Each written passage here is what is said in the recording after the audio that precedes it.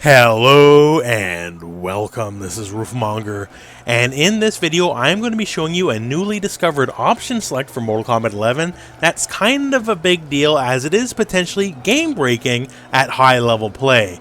So this was discovered by Noble Raptor, and in this video I'm going to be showing you just what it's all about and breaking it down.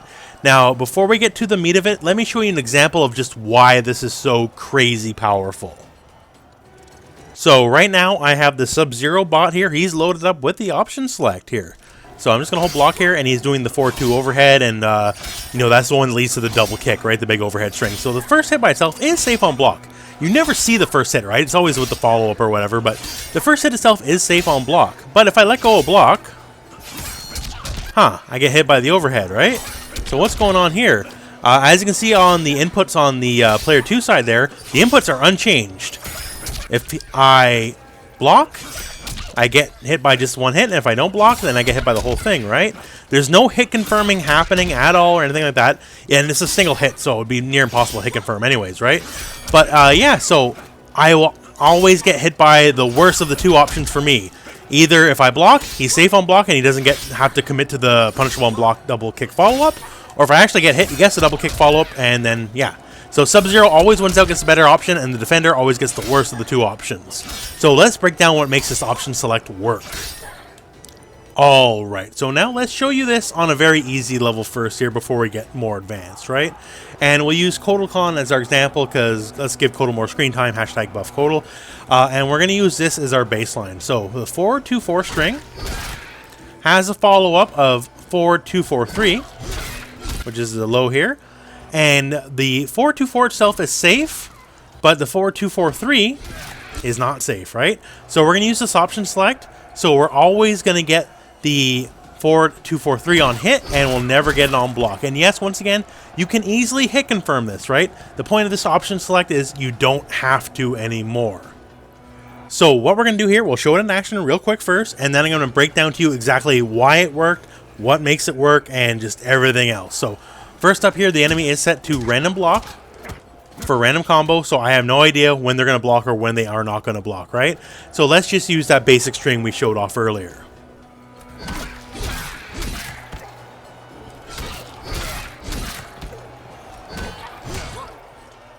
So right there, we got it the first two times, and on the third time when they blocked, we didn't do it, even though our inputs are the same all the way throughout, right? So what makes that go? And you might see there's some prodigious use of the L2 button in my input buffer there, right? So let's break that down. So what I am doing here is I am isolating the move I specifically want to come out on block or not come out on block.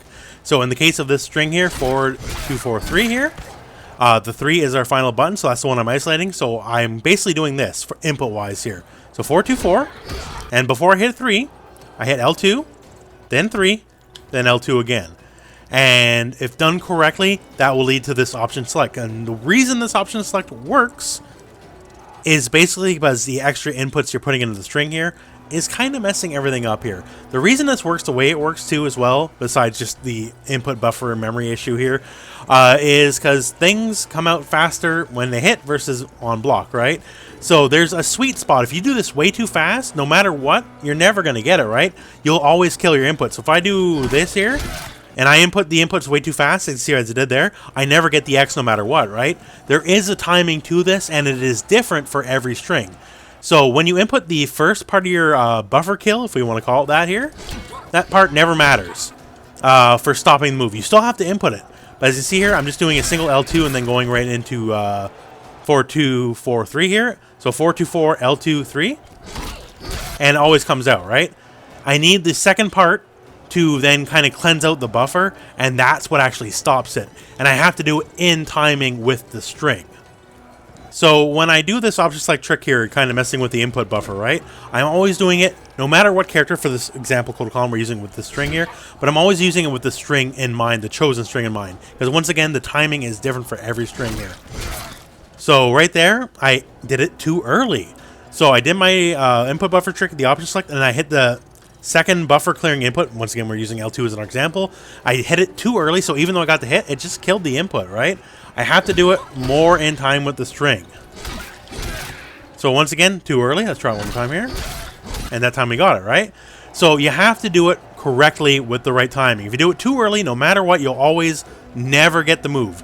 The final move will always be bumped off the input buffer, and that's it. That's all she wrote. So you have to do it with the right timing, where it'll always come out on hit, and it'll always come out, or rather, it will never come out on block. There we are. It is tricky. I'm not going to lie to you. It takes time, right?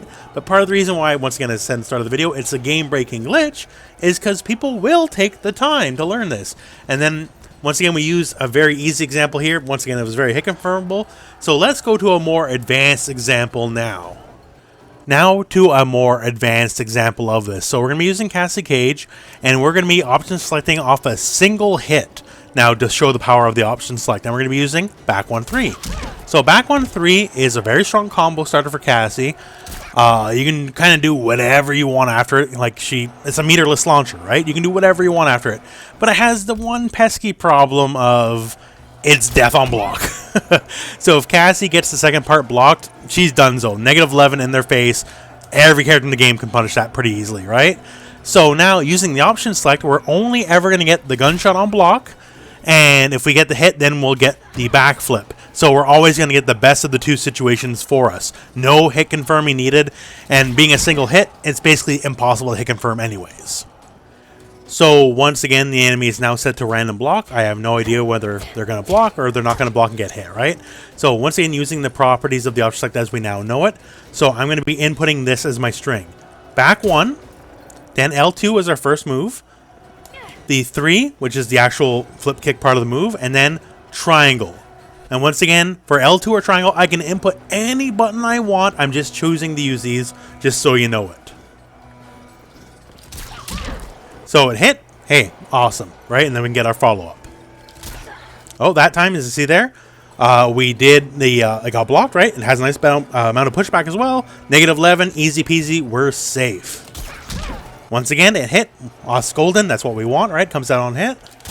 And once again, boom, there you go. We input the option select correctly. Doesn't come out on block. We're totally safe. So we get all the benefit of this very powerful string. None of the risk. And just like we mentioned in the easier portion of the video, this is all based on this specific string's timing, right? Once again, L2, I could hit whatever one. I could hit circle instead of L2. I could hit R2 instead of triangle when I do it, right? It doesn't matter what the move is, right? That's fine. But it has to be tailored, the timing, to this string. So just for full clarity here, it took me about 3 minutes to get the timing of this before I started recording this, right? And as you can see here, it's just all based on I'm hitting the triangle, our final input here, to kind of cancel out the buffer. Basically in the sweet spot where, because of the block stun, it'll give me extra time before the move comes out, so that'll cancel it. But if it actually got the hit, then triangle, quote-unquote, doesn't come out in time fast enough to cancel the move, so I get it anyways. You have to tailor this option select to every single string. You will have to learn the timing for every single string. But this is an incredibly powerful move right here, and it's not difficult. My execution is kind of bad, right? And it only took me 3 minutes to get the timing for this, right? So this is just one example of many to show just how powerful this option select is. And just one final example to show you here. The final part of the buffer we need, once again, any move you want to OS, we just need to put a button before it and a button after it. And that button after it can also be a special move, just so you know. So we're going to option select Scorpion's back 1-4. So the move we're going to option select is the 4, the kick itself, right? And if we have it blocked, well, hey, we're only ever going to get the back 1, right? And if it comes out, we're going to get back 1-4 right into teleport. And for the purposes of this, just so you know, the button I'll use as my button for the buffer cancel option select here is I'll use back 1, then I'm going to input 3, then 4, which is the actual move we want, the back 1-4 part, and then I'm going to input the teleport, which is quarter circle back 3. So that time, as you can see here, I did back 1, 3, 4, which is the kick part here, quarter circle back 3, which is the teleport, and it did not come out. Same deal. And that time it hit, and we got it. So once again, as with everything I'm telling you, because I really want to beat down the point here, you have to time it with the string in mind, because every timing is different, but that is just an example right there. So the third input doesn't matter directionally what you input, it's just the button presses. So since it doesn't matter the directions, you can also option select with special moves. So yeah, hopefully that clarified it. Once again, this was discovered by Noble Raptor, a very smart guy to figure this stuff out here, and it's strong. Now, over the history of this channel here, the Rooflemonger channel, I have covered many option selects for many games, right? Some of them are just neat little things to know. Some of them are, hey, they're pretty strong, and some of them are potential game breakers. And this one is a potential game breaker, because yes, you got to learn the timing, sure, but some of them are not hard to learn the timing for, and it gives you all the benefit with none of the risk. Once again, I opened up the video with the Sub-Zero example because I feel that's a very strong one, because that string is basically by design, you know, a 50-50, right? Because he's also 50-50ing himself in a little way, because he's got to take the risk and go for the overhead if you actually block it, right? And with this kind of OS, it completely removes and mitigates the risk. There's no more need to hit confirm. There's no more need to, you know, put anything on the line, basically, right? And that's not good for the game. So I'm putting this up, you know, as basically an education piece here.